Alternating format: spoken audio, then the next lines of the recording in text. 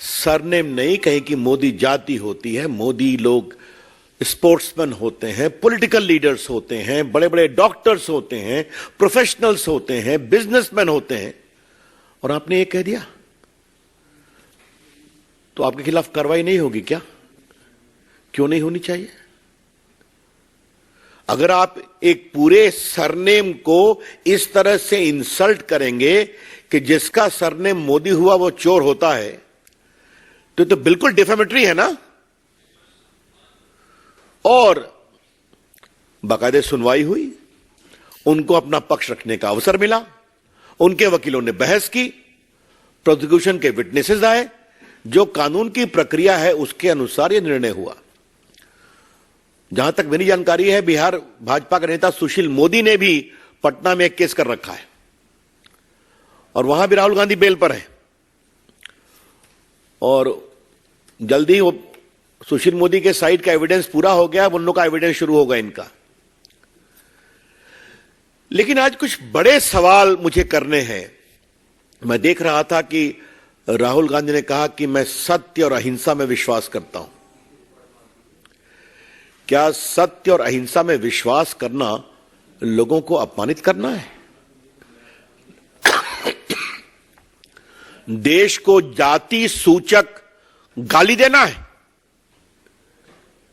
जो उन्होंने कहा मैं उसको दोहरा नहीं सकता, आपके सामने है कि कितनी वो भद्दी बात उन्होंने कही। अगर राहुल गांधी को अपने जिद से लोगों को अपमानित करने का अधिकार है, गाली देने का अधिकार है, तो जो उनकी गाली से दुखित हैं, पीड़ित हैं, उनको कोर्ट में डिफेमेशन केस करने का अधिकार है। The law of India is that if an individual or an organization has been defamed by defamatory comment, by abuses, by scurrilous comments, by scandalous comments, then he has got the right to seek redress. क्या Congress party को इस पर भी परेशानी है क्या कि वो चाहते हैं कि राहुल गांधी को कंप्लीट फ्रीडम दिया जाए, वो गाली पढ़ते रहें? ये तो नहीं हो सकता ना। अगर देश में कानून का राज है तो कानून का राज चलेगा। इसलिए आज मुझे सबसे आश्चर्य लगा उनके राष्ट्रीय अध्यक्ष खरगे साहब के कमेंट पर। क्या कह गए कि कोर्ट को बार बार बदला गया। You don't trust the court also. Congress party एक न्यायपालिका को भी अपने जेब में रखना चाहती है। खरगे साहब कांग्रेस पार्टी के राष्ट्रीय अध्यक्ष हैं। He must make responsible comments. क्या कहना चाहते हैं कि बार बार जज को बदला गया? It is a serious issue of contempt also. आपको सजा हुई, आप अपील में जाइए, अपनी बात कहिए, बेल आपको मिल चुका है टेम्पररी, आप जाइए अपील में। ये आप कैसे कर सकते हैं? और राहुल गांधी ने कोई पहली बात तो नहीं कहा है। याद करिए, राफेल के मामले पर इन्होंने सुप्रीम कोर्ट के बारे में भी टिप्पणी की थी और बाद में माफी मांगा इन्होंने। इस पर हम चर्चा कर चुके हैं। तो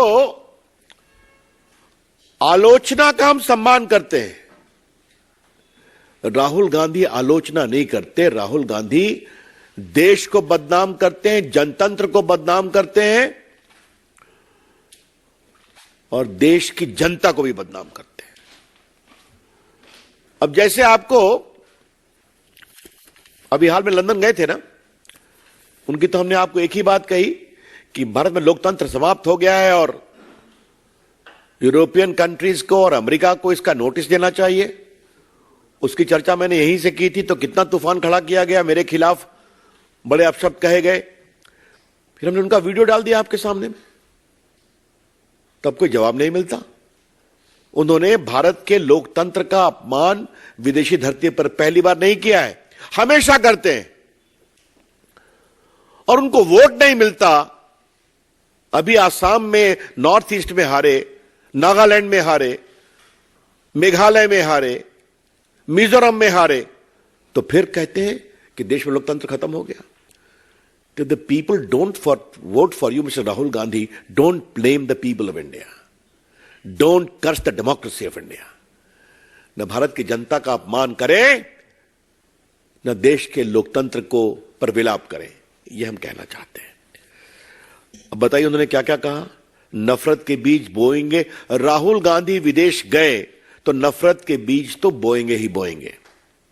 लंदन में क्या कह गए, भारत यूनियन ऑफ स्टेट्स है, भारत राष्ट्र नहीं है। तो राष्ट्र की समझदारी राहुल को कितना आपको पता ही है।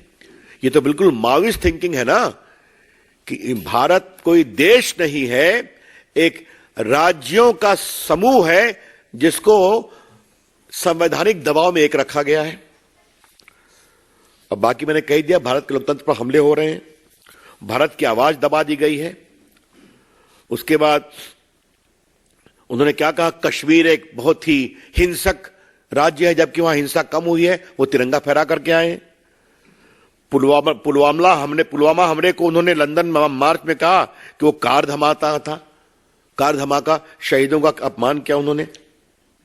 फिर कहा विपक्षी नेताओं के फोन पर पेगासस लगे हुए हैं, सुप्रीम कोर्ट ने कहा अपना फोन तो दे दीजिए आप, तो देने की हिम्मत नहीं हुई। और चीन की तारीफ तो उन्होंने किया, आपने देखा ही, चीन सद्भावना बड़ा देश है। 22 में क्या कहा था लंदन में, देश में मिट्टी का तेल छिड़क दिया गया है, चिंगारी की जरूरत है। और कहा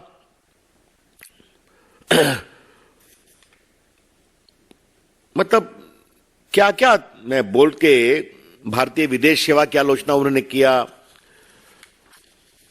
और क्या कहा, 2021 में सद्दाम हुसैन और मोहम्मद गद्दाफी भी चुनाव जीतते थे।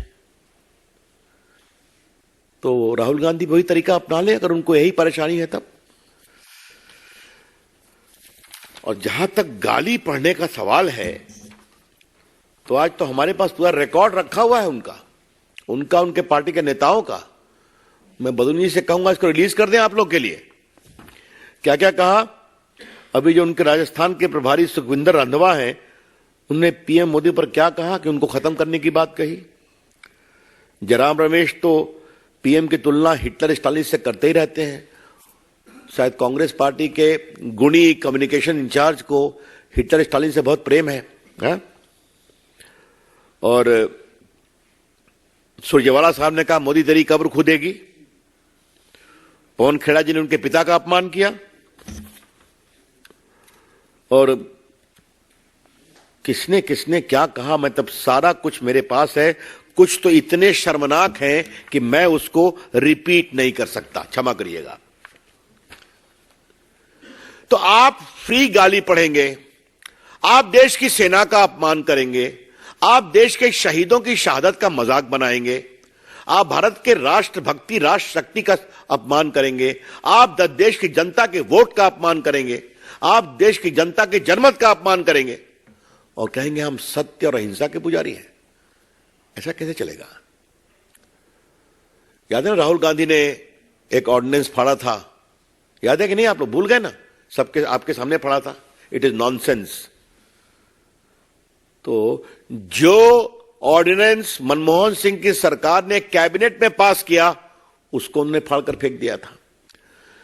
तो देश को कमजोर करना, देश को बदनाम करना और नरेंद्र मोदी के खिलाफ और भाजपा के खिलाफ भद्दी से भद्दी गाली समान आरोप लगाना राहुल गांधी की फितरत हो गई है। इसलिए मैंने सब विस्तार से कहा। लेकिन अब ये हाइट हो रहा है कि अब वो न्यायपालिका पर भी टिप्पणी कांग्रेस कर रही है। राहुल गांधी जी, अगर आप गाली पढ़ेंगे तो कानून तो काम करेगा ना, कि वो भी नहीं करेगा। आप आलोचना करिए, लेकिन क्या सारे मोदी चोर हैं? This is clearly defamatory. तो आपको कानून का रास्ता दिया गया, आप वहां पेश हुए, आपने सफाई दी, आपकी सफाई कोर्ट को कन्विंस नहीं हो सकी। और अगर इस तरह से बोलेंगे तो और समस्या में पड़ेंगे आप। तो आरएसएस के बारे में कितने कितने बातें बोलते रहते हैं, आपको मालूम ही है। मैं अपने मीडिया सेल को कहूंगा कि एक बार जरा काउंटिंग कराया जाए कि राहुल गांधी के खिलाफ कितना डिफेमेशन केस चल रहा है देश भर में।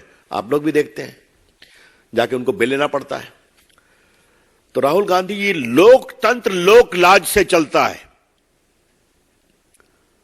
Rahul Gandhi ji, democracy ultimately is run by certain probity and propriety with regard to fair play.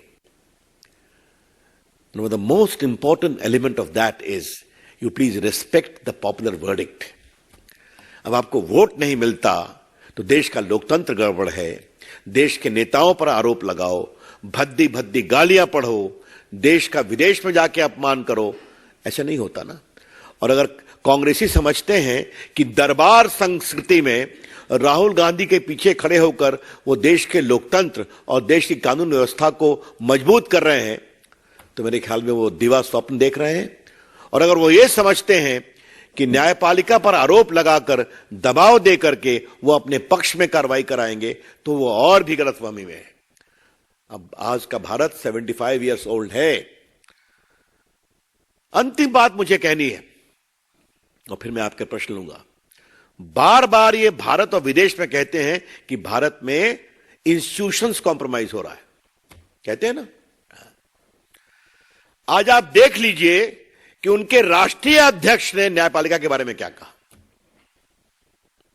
मैं फिर रिपीट कर रहा हूं, आज के निर्णय के बाद उनके राष्ट्रीय अध्यक्ष ने देश की न्यायपालिका के बारे में क्या कहा।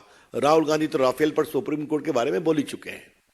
तो आपके पक्ष में फैसला आए तो न्यायपालिका ठीक है, लोकतंत्र में आपको वोट मिल जाए तो लोकतंत्र ठीक है, अखबार आपके पक्ष में लिखे तो अखबार ठीक है, लेकिन आपके खिलाफ कुछ नहीं होना चाहिए। यह है उनका लोकतंत्र और यह है उनका कानून के न्याय, कानून के राज का सम्मान।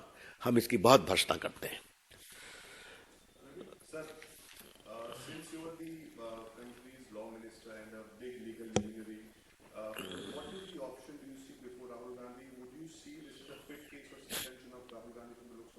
As far as Ravi Shankar Prasad is concerned, he is not a legal advisor of Mr.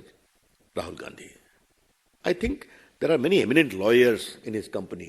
Mr. Baloni, वो उनको एडवाइस करेंगे। देखिए ऐसा है, section 8 of the representation of people act में इस बात का प्रावधान है कि अगर आपको 2 साल की सजा होती है तो उसमें कार्रवाई का प्रावधान है। अपील के लिए आपको वक्त मिलेगा, जो स्टे करते हैं उसके बाद वो समय सीमा खत्म होने के बाद। उसके बाद कई ऐसे भी प्रिवेंशन ऑफ करप्शन एक्ट है, होर्डिंग है, भारत के प्रतीकों का अपमान है, उसमें आपको सजा कुछ भी हो लेकिन आप डिस्क्वालीफाई होंगे। अब ये निर्णय स्पीकर का है, मुझे उस पर कुछ नहीं कहना है।